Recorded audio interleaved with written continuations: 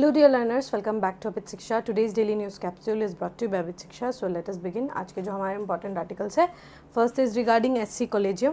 सो यहाँ पर क्या है, ट्रांसफ़र किया जा रहा है. SC collegium recommends transfer of 21 high court जजेस. तो हाई कोर्ट जो है जजेस का ट्रांसफ़र जो है उसके लिए रिकमेंडेशन मिला है from the supreme court collegium. कल भी हमने कॉलेजियम के बारे में डिस्कस किया, आज भी कॉलेजियम के बारे में हम डिस्कस करेंगे. तो ये एक इंपॉर्टेंट टॉपिक होगा, बार बार न्यूज़ में आ रहा है, इसका ये मतलब है कि इम्पॉर्टेंट टॉपिक है. Second is former chief justice of India कहकर actor Anantnag among the ones given Padma award. तो पद्मा अवार्ड के बारे में हमें जानना होगा. पद्मा अवार्ड जो है किनको दिया जाता है, क्या सिटीजन नॉन सिटीजन को मिल सकता है, क्या सब चीज़ इसमें समझेंगे, इंपॉर्टेंट है. And third is centre restores RoDTEP scheme. ठीक है, एक्सपोर्ट रिलेटेड स्कीम है, काफ़ी मेजर स्कीम है हमारे गवर्नमेंट ऑफ इंडिया का. तो ये स्कीम का एक्सपोर्टर्स का जो है इन्होंने रिस्टोर कर दिया, मतलब वापस से इसको हमने फिर से हमने ये जो स्कीम है इसको चलाना शुरू कर दिया. So these are the 3 important news, 3 major news जो हमें कवर करना है. Without any delay we can begin with the analysis. ठीक है, चलिए देखते हैं. Supreme court collegium recommends transfer of 21 high court जजेस. यहाँ पर क्या है कि 21 हाई कोर्ट जजेस को जो है अलग अलग हाई कोर्ट्स में ट्रांसफ़र किया जा रहा है और ये सुप्रीम कोर्ट ने जो है इस कॉलेजियम का जो है अप्रूवल दिया है. ठीक है, so let us see the news article. The supreme court collegium headed by chief justice of India BR Gavai has recommended the transfer and repatriation of 21 high court जजेस अक्रॉस द कंट्री. तो पूरे country में ही across the country यहाँ पर 21 जजेस का जो है ट्रांसफ़र हुआ है, तबादला जो है हमें देखने को मिला है. तो ये जो ट्रांसफ़र है ये high courts of Telangana, Karnataka, Madras, Kerala, Andhra Pradesh, Bombay, Delhi, Rajasthan, Calcutta, Allahabad, Punjab, Haryana, Guwahati, Odisha, Madhya Pradesh, Patna, जितने मेजर बड़े 21 हाई कोर्ट्स है, सारे जो हाई कोर्ट्स है यहाँ पर उनका ट्रांसफ़र जो है शिफ्ट जो है वो देखने को मिलता है. This is one of the largest proposed shuffle of high court judges in recent months. The collegium passed the resolution on May 26. तो यहाँ पर क्या है कि recent टाइम में अगर आप देखें तो इतना बड़ा रीशफल जो है recent टाइम में हमें देखने को नहीं मिला है कि 21 हाई कोर्ट्स के जजेस का जो है एक से दूसरी जगह जो है ट्रांसफ़र हो रहा है. और यहाँ पे 24 हाई कोर्ट्स को छोड़ के बाकी सारे हाई कोर्ट्स को यहाँ पर रीशफलिंग हमें देखने को मिल रहा है. ठीक है, the Supreme Court, which has sanctioned the strength of 34, was working with 32 judges after their retirement. तो अभी रिटायरमेंट के बाद दे आर फंक्शनिंग ऑन 32. तो हाई कोर्ट के 2 हाई कोर्ट के चीफ जस्टिसेस और एक हाई कोर्ट के बॉम्बे हाई कोर्ट के एक जज जो है वो सुप्रीम कोर्ट में ट्रांसफ़र होंगे. तो उसके बाद जो है और जैसे ही सुपरिनटेंडेंट बेला त्रिवेदी जी जब रिटायर होंगी तो अब क्या हो जाएगा, पूरा नंबर मिला के जो है 32 जजेस का नंबर जो है वो आ जाएगा. ठीक है, Articles 124(2) and 217 of the Constitution deals with appointments and of judges in Supreme Court and High Court. कल हमने इसके बारे में देखा था ना. तो आज हम थोड़ा पॉलिटी के पॉइंट ऑफ व्यू से ये सारे चीज़ों को अंडरस्टैंड करते हैं. ये जो अपॉइंटमेंट ट्रांसफर्स जो है, ये पावर्स जो है, ये सुप्रीम कोर्ट के कुछ जजेस के जजमेंट्स के द्वारा जो है ये पावर जो है इसको डेवलप किया गया है. ठीक है, जिनको हम जजेस केस भी कहते हैं. हमने इसको बहुत बार स्टडी किया है, अंडरस्टैंड किया है बहुत बार. मतलब if I remember past 2 years से at least we have been constantly discussing about this portion जिसमें हम जजेस केसेस के बारे में डिस्कस करते हैं. ठीक है, तो यहाँ पर क्या है, सुप्रीम कोर्ट कॉन्स्टिट्यूशन ने जो है इसके प्रोविजंस को ले डाउन किया है.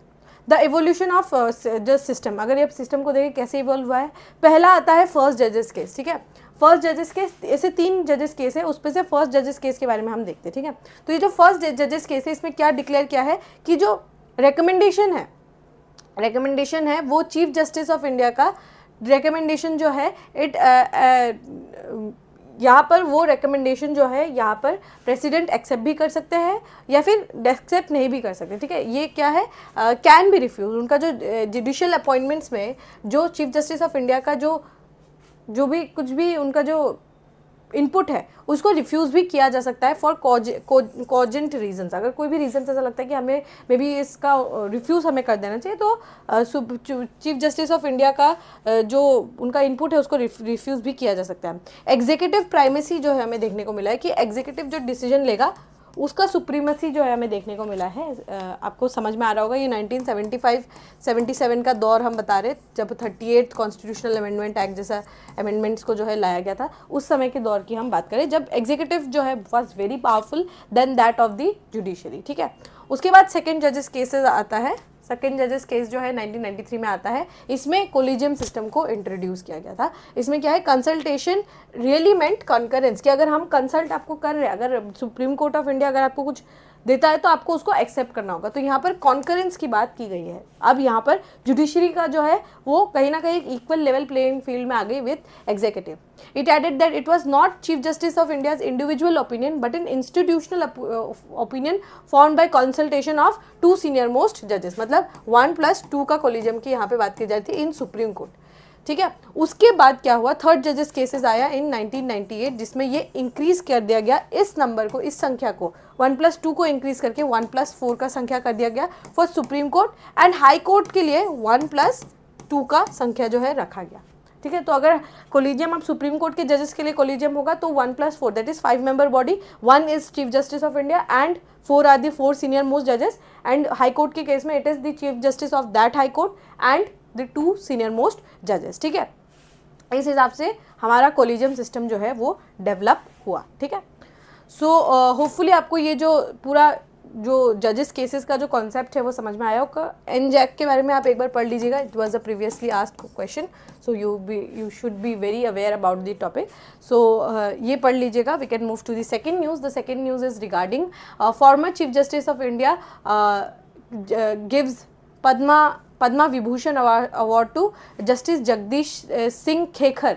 ठीक है, खेहर, ठीक है, Khehar he is retired justice Jagdish Singh Khehar and he has been awarded with Padma Bhushan and बहुत सारे 68 एमिनेंट पर्सनैलिटीज़ को जो है यहाँ पर अवार्ड्स जो है दिए गए, पद्मा अवार्ड्स। ठीक है, let us see the Padma award are one of the highest civilian honours, मतलब आफ्टर भारत रत्न के बाद पद्मा अवार्ड्स जो है ये आते हैं। Padma awards are of 3 types, Padma Vibhushan highest of them all, highest of among the Padma award, then we have Padma Bhushan and lastly we have Padma Shri। ठीक है, Padma Shri। So Vibhushan, Bhushan and Padma Shri are the three awards जो कि दिया जाता है। Padma Vibhushan being the highest among the Padma awards, then we have Padma Bhushan awards and Padma Shri awards जो है ये भी दिए जाते हैं। ठीक है, तो 68 एमिनेंट पर्सनैलिटीज़ को जो है यहाँ पर पद्मा अवार्ड से सम्मानित किया गया। देखिए, अगर पद्मा अवार्ड्स जो है इसको 1954 में इंस्टीट्यूट किया गया विथ भारत रत्न अवार्ड्स के साथ ही इस अवार्ड्स को इंस्टीट्यूट किया गया, और हर साल रिपब्लिक डे के समय, यहाँ पर ये वर्ड चेंज करके इंडिपेंडेंस डे दे सकता है पर एक्चुअल में रिपब्लिक डे के समय जो है ये इसको अवार्ड्स को अनाउंस किया जाता है और अप्रैल मई के महीने में ये अवार्ड्स को डिस्ट्रीब्यूट किया जाता है। ठीक है, 1978 और 79 जब इमरजेंसी के काल था उस समय इसको स्टॉप किया गया था, और 1993 से 1997 तक ये समय पे इन अवार्ड्स को हॉल्ट पे रखा गया था फॉर अ ब्रीफ पीरियड। यहाँ पर इंटरप्ट जो है इन अवार्ड्स को किया गया था। जो हमारा गवर्नमेंट ऑफ इंडिया, उन्होंने 2 सिविलियन अवार्ड्स, एक तो भारत रत्न और दूसरा पद्मा विभूषण को 1954 में इंस्टीट्यूट किया। ठीक है, और जब इस पर 3 वर्ग है, जैसे पहला वर्ग, दूसरा वर्ग और तीसरा वर्ग। ठीक है, ये जो इस पद्मा अवार्ड्स है, पद्मा अवार्ड्स में वी हैव थ्री वर्ग्स। ठीक है, वर्ग मतलब डिविजन्स, पहला वर्ग, दूसरा वर्ग और तीसरा वर्ग। दीज वर सब्सिक्वेंटली रीनेम, जैसे पहला वर्ग को पद्मा विभूषण कहने लगे हम। ठीक है, मतलब हमने पद्मा अवार्ड्स पे पहला वर्ग, दूसरा वर्ग, तीसरा वर्ग ऐसे दिया था, पर बाद में इसका नाम जो है 1955 में इसको नाम को मतलब 54 में इंस्टीट्यूट किया था ना, तो 54 में जैसे इंस्टीट्यूट का ऐसा लगा कि पहला वर्ग दूसरा वर्ग हमें ऐसा देना नहीं चाहिए, हमें उसका नाम चेंज कर देना चाहिए। तो नाम चेंज करके हमने पहला वर्ग को रख दिया पद्मा विभूषण, दूसरा वर्ग को हमने रख दिया पद्मा भूषण और तीसरे वर्ग को हमने डाल दिया पद्मा श्री। ठीक है, तो प्रेसिडेंशियल नोटिफिकेशन के द्वारा जो है हमने इन नामों को चेंज कर दिया था। पद्मा भूषण, पद्मा विभूषण और पद्मश्री जो है ये नाम रख दिया था।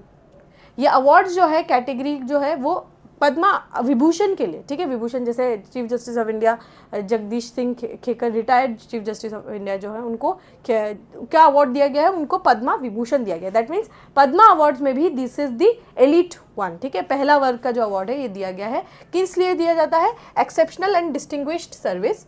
पद्मा भूषण दिया जाता है distinguished service for a high order, and Padma Shri दिया जाता है डिस्टिंग्विश्ड सर्विस में, मतलब exceptional then we have high order and then distinguish service. इस टाइप से इसमें exceptional and distinguish service for Padma Vibhushan, distinguish service of a high order Padma Bhushan and Padma Shri is for distinguished service. मतलब बहुत एक्सेप्शनल अगर आपने काम किया हो तो आपको पद्मश्री जो है वो दिया जाता है, Padma Vibhushan, Padma Bhushan and Padmashri.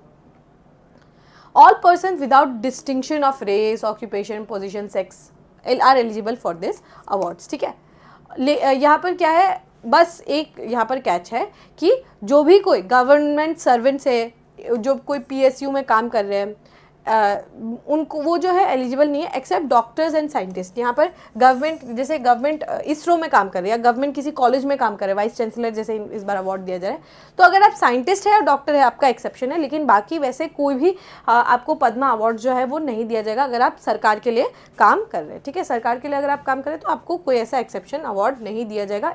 Exception is that you have to be a doctor और to be a scientist to get this awards. ठीक है, award is normally not conferred posthumously. Normally जो है मरणोपरांत पॉस्ट्यूमसली जो है अवार्ड नहीं जाता है, लेकिन किसी डिजर्विंग केसेस जो है उसमें पॉस्ट्यूमसली दिया जाता है। अब अगर मैं आपको थोड़ा सा इसको साहित्य अकादमी और ज्ञानपीठ के कंपैरिजन में दूँ तो साहित्य अकादमी अवार्ड जो है उसमें आपको पॉस्ट्यूमसली मरणोपरांत पॉस्ट्यूमसली दिया जा सकता है। ठीक है, मसली दिया जा सकता है, लेकिन ज्ञानपीठ अवार्ड में नहीं दिया जा सकता। ठीक है, ज्ञानपीठ अवार्ड जो है उसमें आपको पॉस्ट्यूमसली नहीं दिया जाता है अवार्ड, लेकिन साहित्य अकादमी अवार्ड में दिया जाता है, लेकिन कंसीडर किया जा सकता है। पद्मा अवार्ड में ऐसा नहीं कि very rigid rules like that of Jnanpith, लेकिन इसमें दिया जा सकता है। अगर आपने कुछ ऐसा बहुत एक्सट्रीम डिस्टिंग्विश्ड आपने अगर कोई सर्विस दिया है तो आपको ज़रूर दिया जा सकता है मरणोपरांत। ठीक है, a higher category of Padma award can be conferred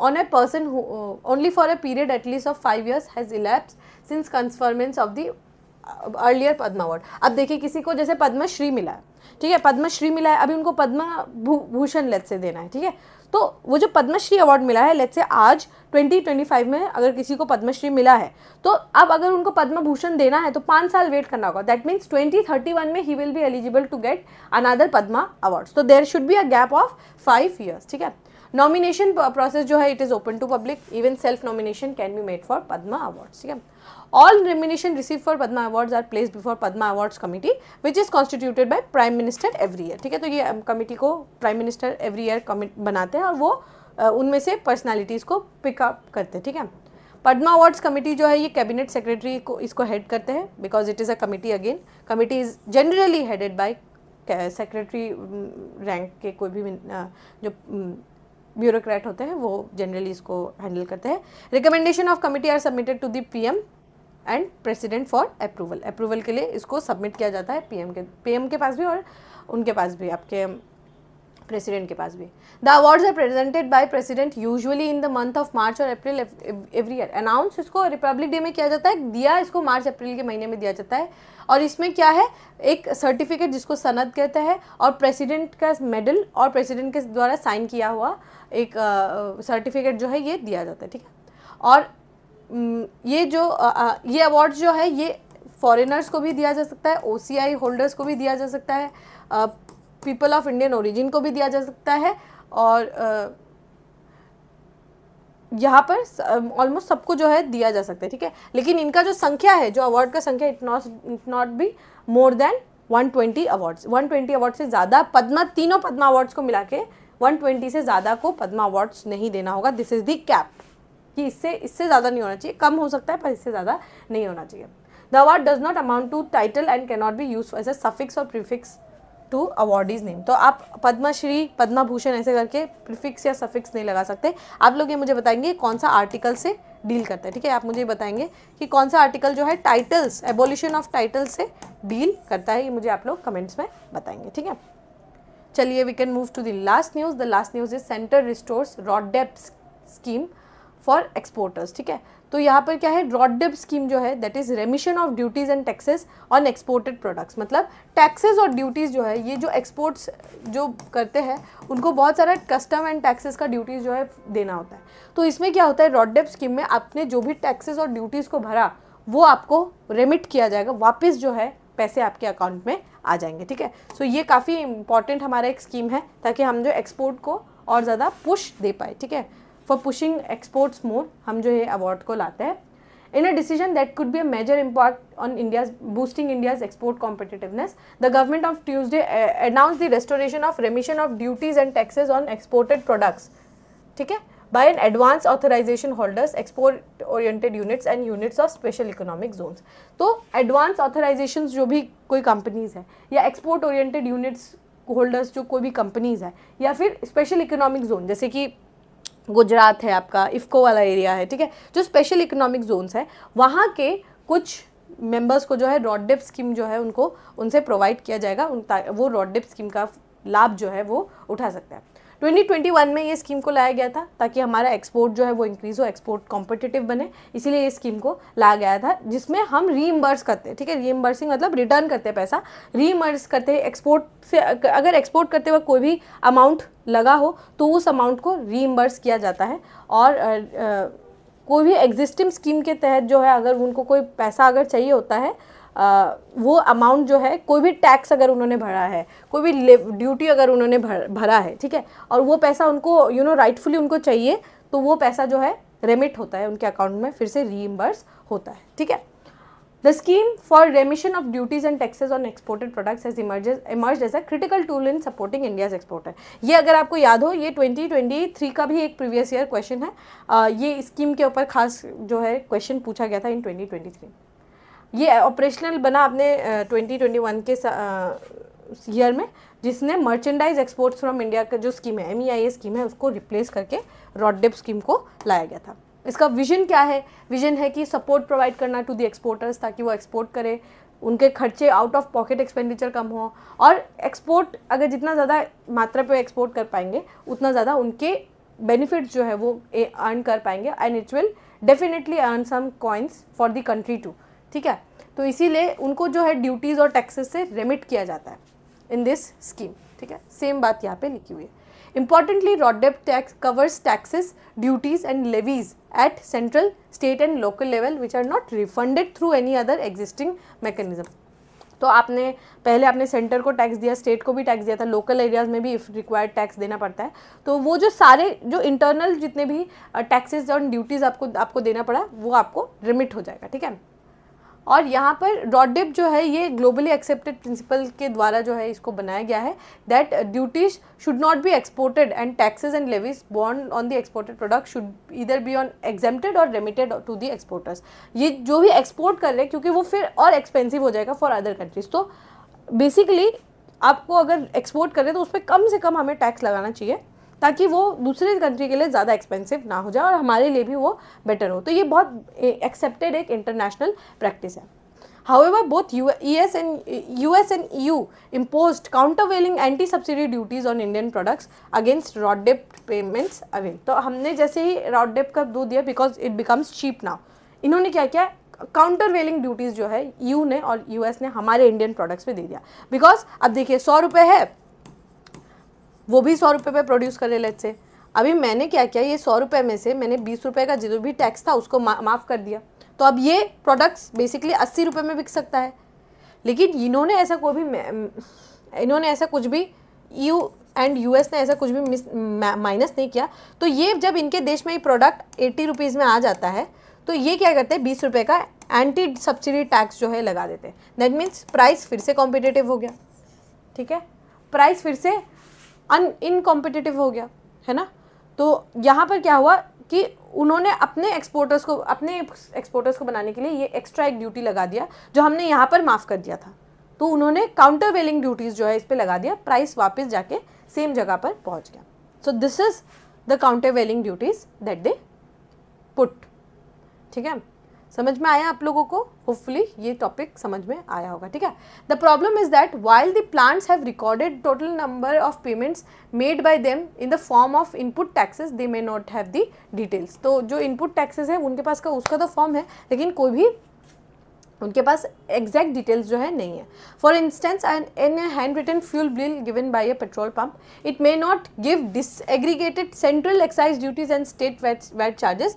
All this needs to be streamlined and exporters need to be properly trained। तो मतलब जो बिल आता है उसमें तो GST का जो प्राइस है वही लिखा रहता है, लेकिन जैसे पेट्रोल पंप के केस में क्या है कि इसमें आपको तेल का जो पेट्रोल का पैसा है ये तो हर स्टेट का अलग है ना, तो कुछ सेंट्रल टैक्सेस है, कुछ स्टेट का वैट टैक्सेस है, कुछ स्टेट अपने भी डायरेक्ट टैक्सेस चार्ज करती है, वो सेग्रीगेटेड नहीं है, वो अमाउंट फिर पूरा अमाउंट जो है सेंटर को बॉर्न करना पड़ेगा। तो ये सेग्रीगेशन पहले तो जो बिल बनता है उस पर सेग्रीगेशन हमें करना ज़रूरी है, जब सेग्रीगेट होगा फिर प्रॉपर ट्रेनिंग देना ज़रूरी है जो ये बिल बनाएगा, उसके बाद ही ये रॉट-डेप स्कीम का जो हम रॉट-डेप स्कीम जो है जिसका हम पूरा फुल फ़ायदा जो है, लाभ जो है वो उठा पाएंगे जो हमारे एक्सपोर्टर्स हैं। ऑलराइट, समझ में आया आप लोगों को? Okay, with this we have come to end of today's daily news discussion. If you have liked this discussion, don't forget to give a like and write down in the comment section. We will meet in the next discussion very soon. Till then, take care and thank you.